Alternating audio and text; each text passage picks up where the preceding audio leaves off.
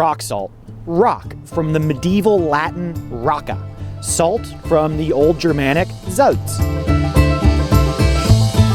I'm Thor Giese. Since the dawn of time, humans have sought to understand their natural world, and what a world it is. We're going to explore it through science, history, language, food, and great stories. Welcome to Thor's Outdoor Science Academy.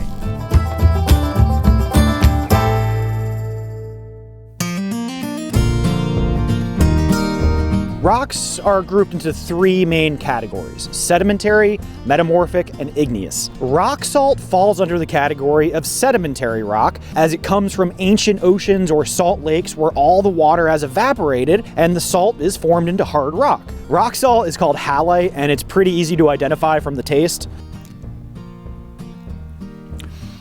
That's salty!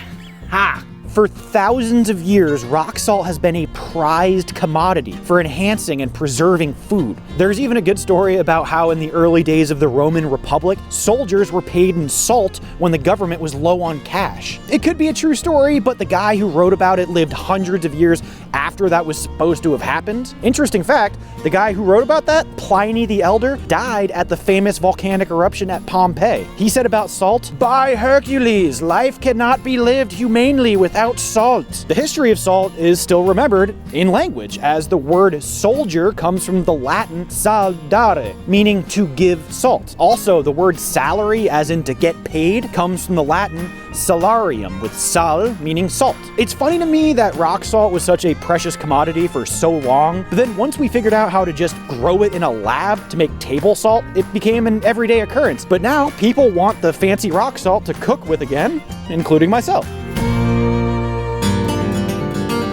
I'm cooking up venison on a 180 million year old Himalayan rock salt. That's from the Jurassic period. I harvested this deer meat myself with a bow and arrow.